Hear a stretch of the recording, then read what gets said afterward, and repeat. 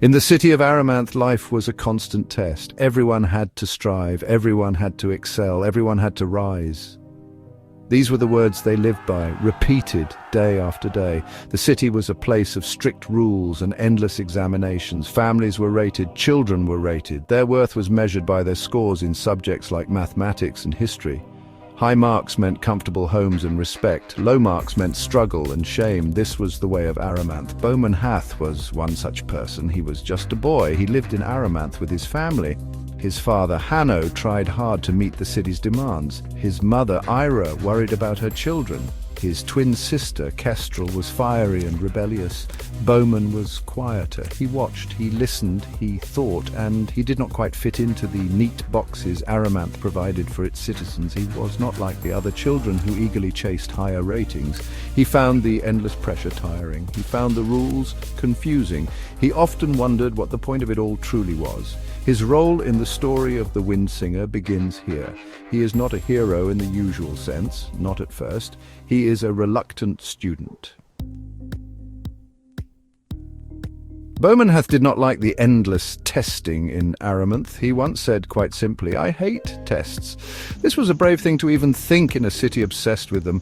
For Bowman, tests were not a measure of true worth. They were a source of anxiety and unhappiness. He saw how they made people unkind. He saw how they made families stressed. His own family, the Haths, struggled under this system. His father, Hanno, was a kind man, but he was worn down by the constant need to perform. Bowman felt this pressure deeply. He did not want to be just another cog in Aramanth's relentless machine. His nature was gentle and thoughtful. He was sensitive to the feelings of others. This was very different from the competitive spirit Aramanth encouraged. While others focused on scores, Bowman noticed the small, sad things. He saw the tired faces. He heard the unspoken worries. He possessed an empathy that was rare in his city. He preferred quiet moments, perhaps spent thinking or observing the world around him. He was not loud or boastful. His strength was of a different kind. It was a quiet strength, rooted in his unwillingness to simply accept things as they were. He carried a sense of fairness and a desire for something better. The Windsinger stood at the very heart of Aramanth. It was a colossal, ancient structure. It was said to be the source of the city's laws and its power. Long ago, it used to sing. Its song was believed to bring harmony and guidance. But for many years, the Windsinger had been silent. Its mechanisms were rusted. Its voice was lost. Most people in Aramanth had forgotten its true purpose. They saw it merely as a symbol, a relic of the past.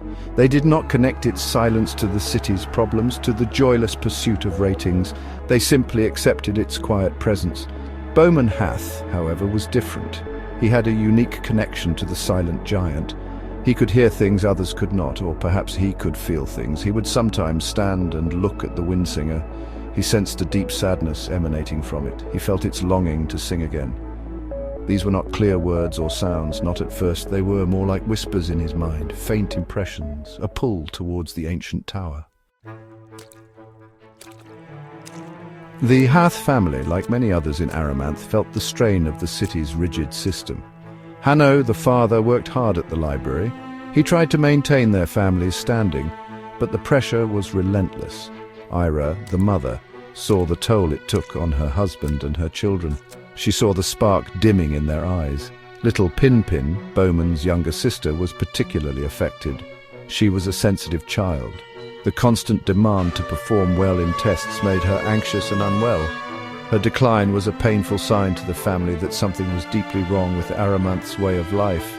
Ira Hath was a woman of quiet strength and growing defiance. She could no longer bear to see her family suffer under the oppressive rules. She began to speak out in small ways at first. She questioned the value of the ratings. She protected her children as best she could from the harsh judgments of the city. Kestrel, Bowman's twin, shared her mother's fiery spirit. Kes was bold and outspoken. She openly hated the tests and the expectations. She was fiercely protective of Bowman and Pin-Pin. Section 5. The perilous quest begins, leaving Aramanth behind. The decision was made. The Hath family, led by the children, would undertake a forbidden quest. They would try to find the legendary voice of the Windsinger.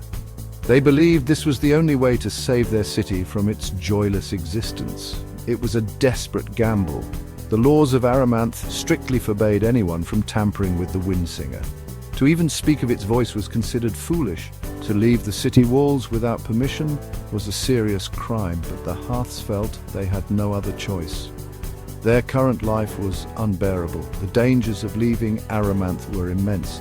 Beyond the city walls lay the unknown. There were stories of barren lands, of dangerous creatures, and of savage people. No one from Aramanth had ventured out for generations. Section 6. Trials by Fire and Shadow. Challenges on the path to the Singer.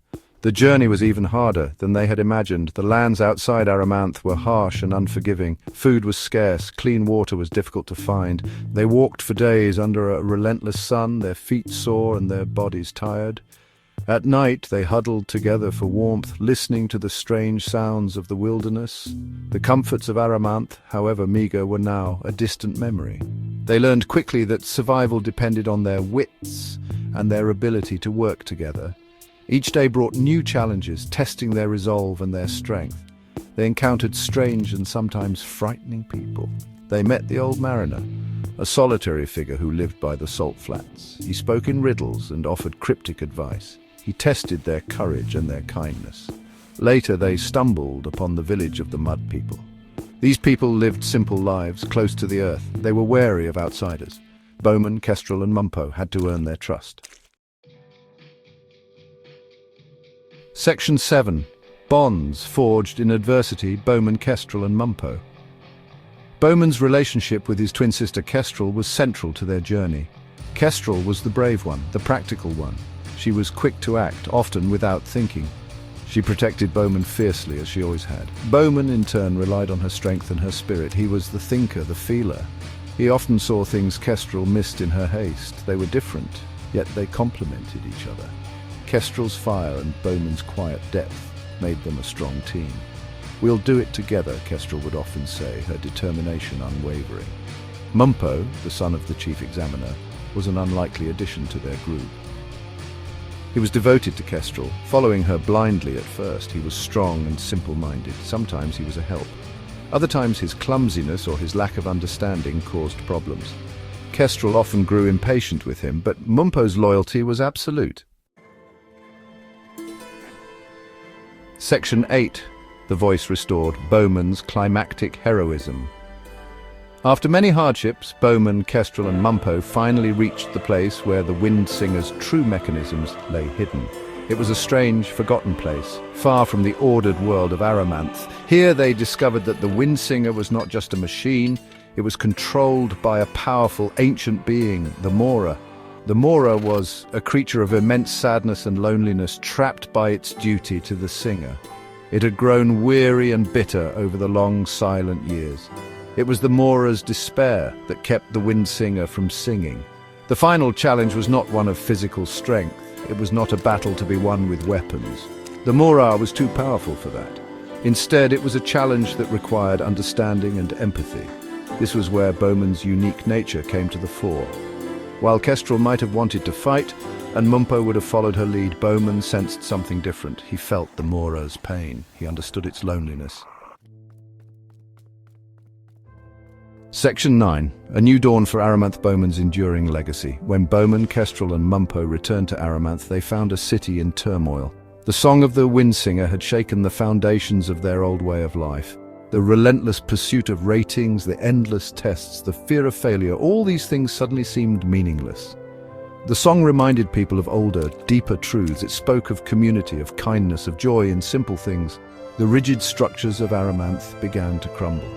The chief examiner and his officials lost their power as people turned away from the old system. Bowman's actions brought about a profound transformation. Aramanth did not become perfect overnight, but it began to heal. People started to talk to each other again, not about scores, but about their lives, their hopes, their dreams. Families found new ways to be together. Without the constant pressure to compete, the city slowly rediscovered its heart. The focus shifted from individual achievement to collective well-being. The arts, music and storytelling, long neglected, began to flourish. Aramanth started to become a place where people could be valued for who they were, not just for what they could do. Bowman Hath himself had grown immensely. The quiet, discontented boy who hated tests had become a true hero. He had faced his fears, undertaken a perilous journey, and saved his city.